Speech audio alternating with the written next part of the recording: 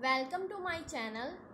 अब हम शुरू करने जा रहे हैं प्रोबेबिलिटी। ये जो टॉपिक है ये आपके बीएससी बीए ग्रेजुएशन में भी काम आएगा विद मैथ, और एग्रीकल्चर इन्वेस्टिगेटर का एक एग्ज़ाम होता है उसमें भी ये यूज़फुल होगी वीडियोस, तो देखते रहिए।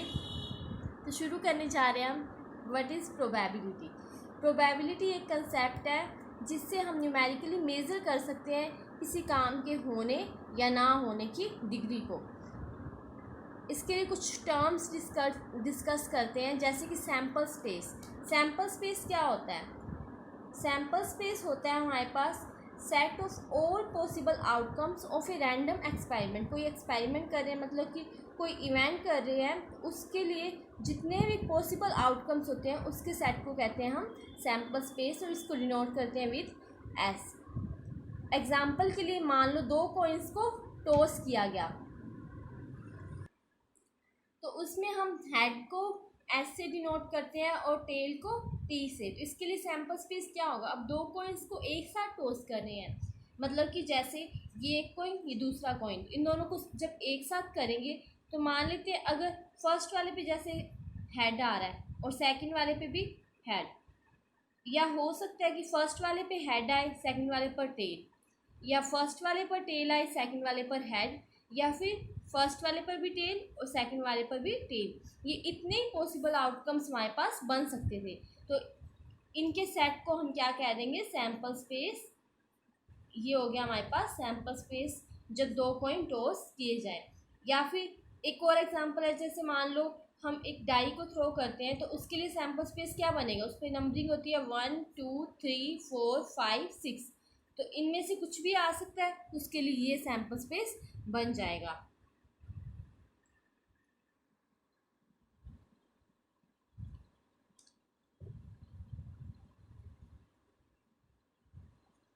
कुछ इवेंट्स डिस्कस कर रहे हैं। इवेंट क्या होता है? सैम्पल स्पेस के हर एक सबसेट को हम क्या कहेंगे? इवेंट कहेंगे। जैसे मान लो इसके कोई सबसेट बना लिए जाए 1 2 3 या 1 2, जो भी, उनको क्या कहा जाएगा? इवेंट या फिर केस कहा जाएगा। अब कई तरह के इवेंट होते हैं, तो हम डिस्कस करते हैं। Sure event. श्योर इवेंट क्या होगा? वो इवेंट जिसके होने की संभावना हो पूरी की पूरी। जैसे कि मान लो हम एक एग्जांपल ले लेते हैं कि जब एक डाइस को थ्रो किया जाए तो event of getting number less than 7। अब ये तो हमें पता है कि अगर हम किसी डाइस को थ्रो करते हैं तो ये जो सारे नंबर है क्या है? लेस देन 7 ही है, तो ये क्या होते हैं? श्योर इवेंट होते हैं। और नल इवेंट, इसके बाद आता है एक नल इवेंट। नल इवेंट क्या होता है? ऐसा इवेंट जिसके पास कोई भी सैम्पल पॉइंट ना हो, मतलब कि जिसके होने की संभावना बिल्कुल भी ना हो। ये क्या होता है? एक तरह का इम्पॉसिबल इवेंट होता है। इसी तरह से हमारे पास आते हैं equally likely events. Equally likely events क्या होते हैं? इक्वली लाइकली इवेंट्स, उन इवेंट्स को इक्वली लाइकली इवेंट्स कहते हैं जबकि एक इवेंट के होने की जो संभावना है वो दूसरे के होने की संभावना उसको पॉसिबिलिटी नहीं होती। जैसे कि मान लो किसी कॉइन को थ्रो किया जाता है, तो अब हमें पता है कि अगर कॉइन को हम थ्रो करें तो या तो हेड आएगा या फिर टेल आएगा, इनमें से एक ही आएगा। और इसी तरह से अगर हम किसी डाइस को थ्रो करते हैं तो 6 इवेंट्स आ सकते हैं, 1 2 3 4 5 6, तो इनमें से सिर्फ एक ही आ सकता है। या तो एक आएगा एक बारी में, या फिर 2 3 4 5 6, इनमें से सिर्फ एक ही आएगा। तो ये हो गए इक्वली लाइकली इवेंट्स। इसके बाद आते हैं हमारे पास mutually exclusive events. Mutually exclusive events, इसमें भी यही है कि जब कोई हमारे पास एक्सपेरिमेंट कर रहे हैं तो वो इवेंट्स जिनमें एक इवेंट के होने की जब संभावना हो तो वो दूसरे इवेंट के होने की संभावना नहीं होती। जैसे कि मान लो अगर हमने कॉइन टॉस किया तो या तो हमारे पास हेड आएगा या फिर टेल, तो ये क्या हो गए? जब दोनों एक साथ नहीं आ सकते तो इनको क्या कह देंगे हम? Mutually exclusive events. इसके बाद देखते हैं प्रोबेबिलिटी, मेन जो हमारा टॉपिक है प्रोबेबिलिटी। प्रोबेबिलिटी क्या होगा? प्रोबेबिलिटी किसी भी इवेंट की number of elements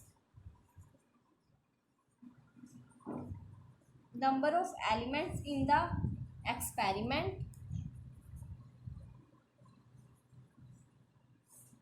by number of elements in the sample space. जैसे कि अब हमारे पास कोई एग्जांपल ले लेते हैं कि हमें प्रोबेबिलिटी फाइंड करनी है लेस देन, जब किसी डाइस को थ्रो किया गया और लेस देन 3 की प्रोबेबिलिटी। तो लेस देन 3 क्या है? 1 और 2 है, तो यहाँ पे क्या आएगा 2। और total number of element sample space में कितने हैं? 6। तो प्रोबेबिलिटी कितनी होगी? 1/3। इस तरह से हम प्रोबेबिलिटी फाइंड कर सकते हैं। नेक्स्ट करते हैं हम प्रोबेबिलिटी डिस्ट्रीब्यूशन फाइंड किस तरह से किया जाता है। एक एग्जांपल है हमारे पास, प्रोबेबिलिटी डिस्ट्रीब्यूशन फाइंड करना है of the number of heads in 3 tosses of a coin. जब 3 कॉइन को टॉस किया जाए तो उसके लिए प्रोबेबिलिटी डिस्ट्रीब्यूशन हमारे पास क्या आएगा? तो हमें प्रोबेबिलिटी डिस्ट्रीब्यूशन फाइंड करना है number of heads in 3 tosses of a coin. तो सबसे पहले हमें क्या करना होगा? इसके लिए सैंपल स्पेस बनाना है। तो सैंपल स्पेस बनाते हैं। किस तरह से बनाया जाएगा सैंपल स्पेस? जितने भी पॉसिबल आउटकम्स हैं उन सब का सेट।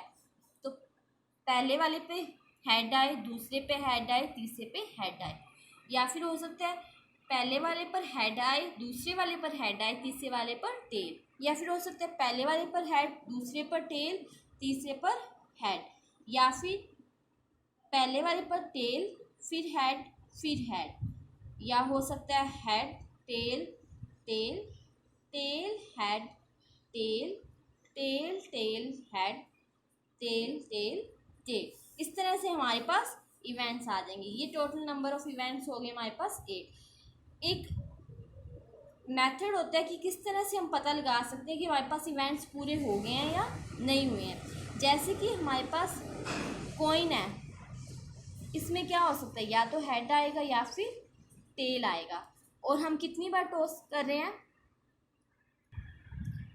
यहाँ पे हम टॉस कर रहे हैं 3 बार। तो ये 2 है और 2 की पावर 3, तो आ गया 8।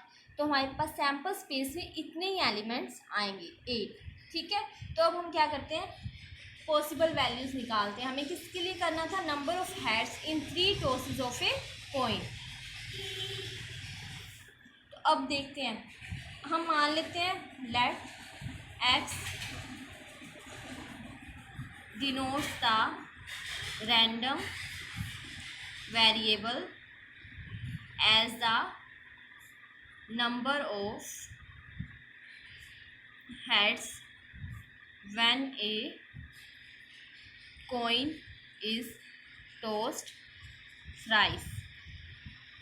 या तो एक कॉइन को 3 बार टॉस किया जा रहा हो या फिर 3 कॉइन को एक साथ किया जा रहा हो, सेम ही सैंपल स्पेस बनेगा। तो हम फाइंड करते हैं जब x 0 हो, मतलब कि probability of getting no head, कोई भी हेड ना आए हमारे पास।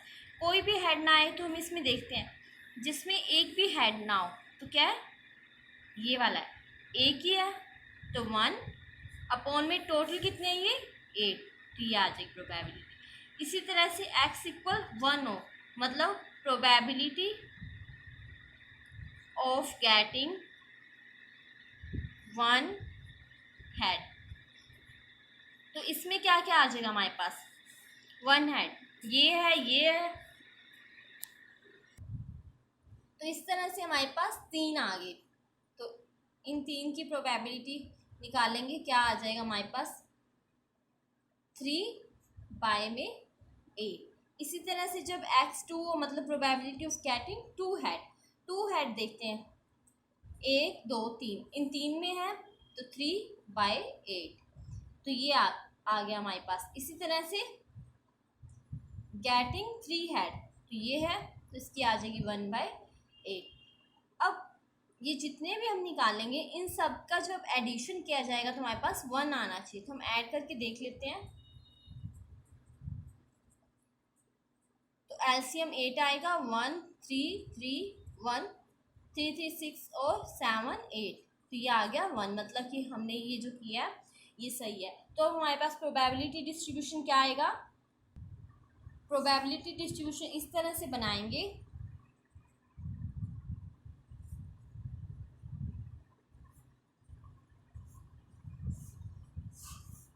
यहाँ पे एक्स पी एक्स 0 1 2 3 1/8 3/8 3/8 1/8। तो ये हमारे पास प्रोबेबिलिटी डिस्ट्रीब्यूशन आ गया। इस तरह से इससे रिलेटेड और भी एग्जांपल्स आप ट्राई करके देख सकते हैं। Thank you.